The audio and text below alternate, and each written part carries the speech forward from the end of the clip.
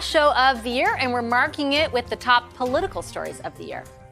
This conservative leader has no long-term vision for this country. Is that prime minister that is burning a hole in the pockets of Canadians? Higher interest rates are painful. Credible allegations of a potential link between agents of the government of India and the killing of a Canadian citizen. Why do we need a special rapporteur? What does this rapporteur even do? It sounds like a fake job. It's not helping Canadians have confidence in our democracy and electoral system, and it's why it really cries out for a public inquiry. Who else but the front bench is standing by to break all of what you just heard down for you and give us their take on the top stories of the year. Then they're going to share their political predictions for 2024. And we'll get right into it with our top political story of the year, a reversal of fortunes for the government. Liberals spent the year since the 2021 election ahead or trailing the Tories by a couple of points. But something changed in the summer. And for a while this year, it seemed like support for the Pierre Poilievre Tories kept going up and up and up. This is our home, your home, my home, our home. Let's bring it home. But you don't solve problems by scaring people, by stirring up anger. He's hoping that he's going to be able to get votes out of it. Housing costs were not like this before Justin Trudeau, and they won't be like this after he's gone. We can borrow less and build more. We have all the natural advantages. While the conservative leader focuses on clickbait and views, we're going to focus on building Canadians more homes. That's right. The Tory leader stuck to a pretty tight message over the past 6 months: the economy, inflation, and the high cost of housing, putting the Prime Minister on the defense as Poilievre's polling support rose. On your leadership being contested? I'm going to be focusing on engaging with my fellow MPs. We're going to talk about all the challenges we're facing. We're going to talk about how to solve them.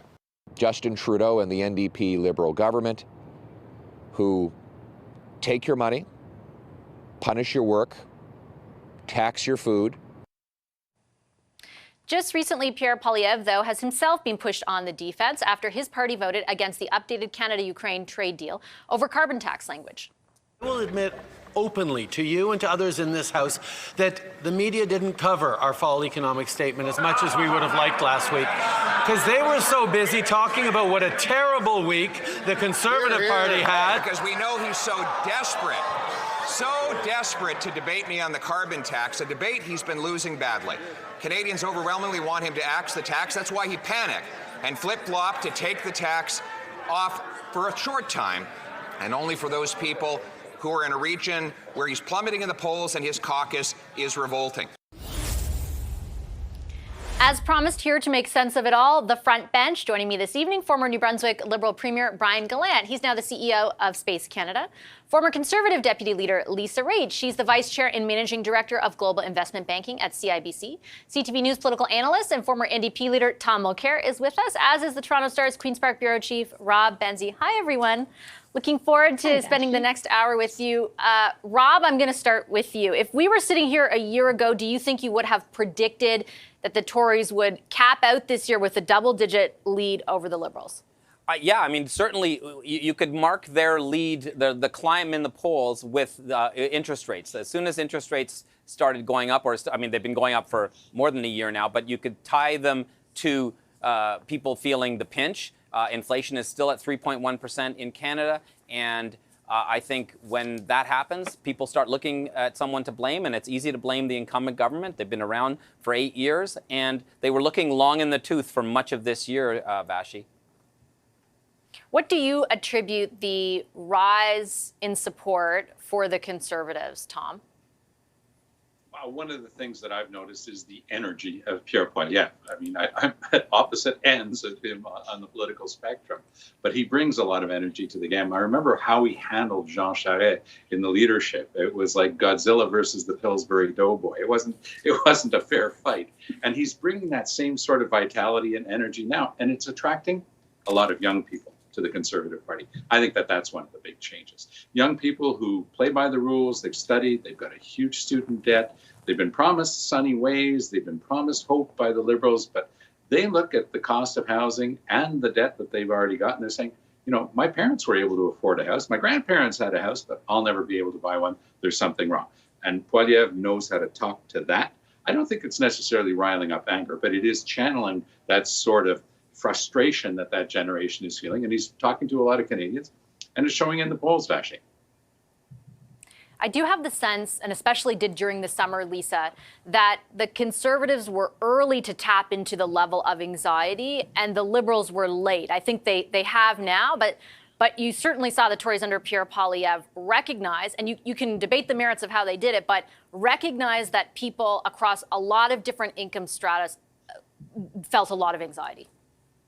Yeah, but Pierre recognized it years and years and years ago. He's been talking about this in the House of Commons for a long time. You know, the printing of the money, the inflation that was going to come and what was going to happen in housing.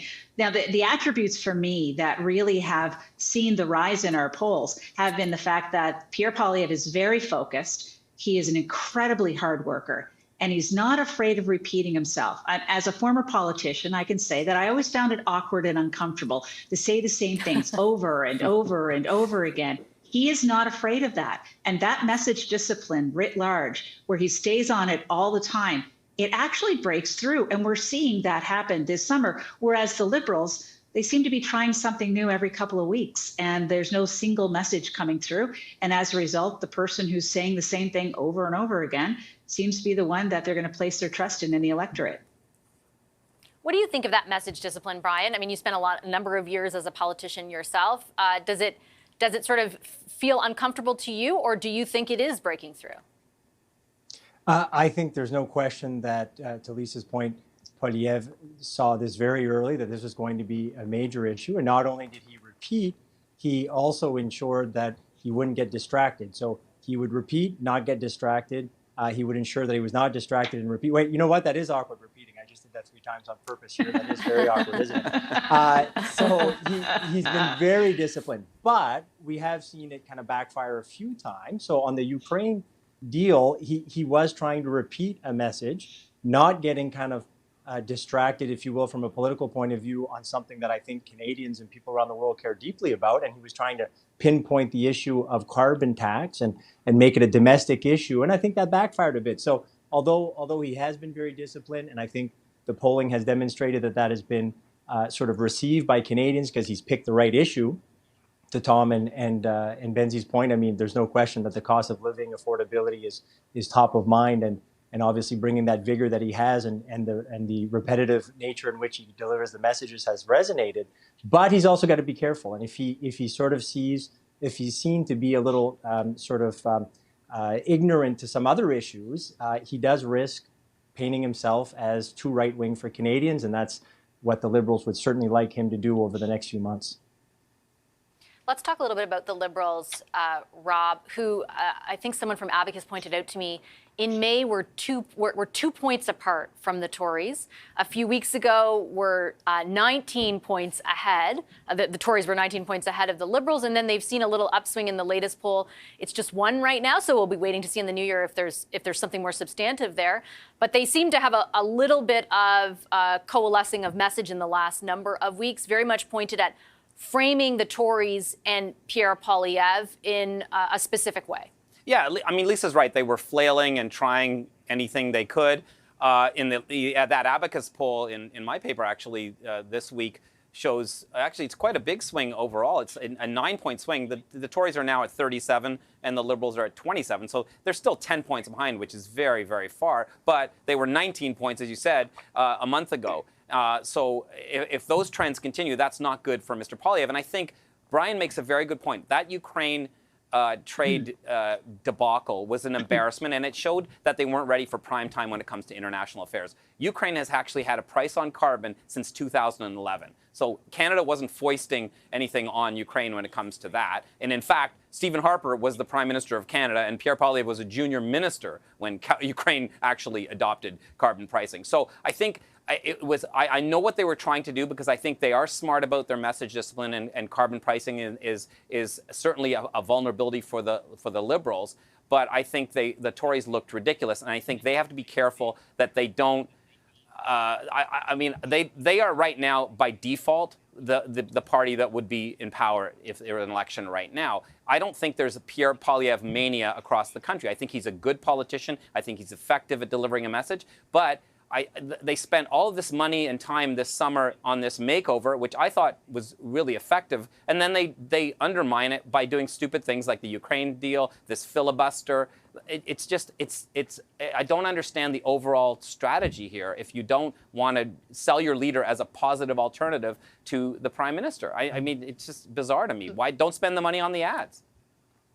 My impression is that the Liberals, Tom, are going to do everything they can to exploit anything that Rob just laid out. And I say that because that same Abacus poll that Rob referenced showed zero change in overall enthusiasm for the prime minister or for the Liberal Party. I mean, they're up 4 points, but if you look deeper into the numbers, it's not like everyone said, you know what, we are so into the current government now and we're all moving back. They just showed more of a hesitancy toward Pierre Poilievre than they had showed a couple of weeks or a couple of months before, which makes me feel like we'll see more and more of what the Liberals have been doing over the last month, which is trying to frame who he is and what the party is.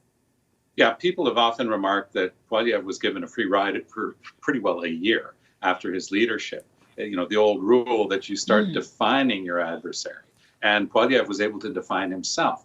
But what we're starting to sense now is a bit of a long game being planned by the Liberals. They're planting seeds. So they'll be talking a lot about the dental plan because they know that that's the type of thing that would be canceled by the Conservatives. They'll talk a lot about their plan for cap and trade, which is a smart way for obtaining a result that everybody knows we need. We have to reduce greenhouse gases if we want to come to terms with global warming. And of course, the Conservatives will deny until the cows come home that they're climate change deniers. But when you deny that you have to put a price on carbon through taxation or through cap and trade, you're denying that climate change is a problem. So it's a patient game that Trudeau has to start playing if indeed he sticks around. But I'm less convinced than others that he's actually going to stick around. Lisa, what do you think about that? I'm not going to try to explain the policy position taken. I would just say there's a difference between a carbon price and a carbon tax. And if they were trying to highlight the difference between the two, then they failed because the shorthand is they already have a carbon price. I don't know if they have a carbon tax, but they certainly have a carbon price, and the two are different.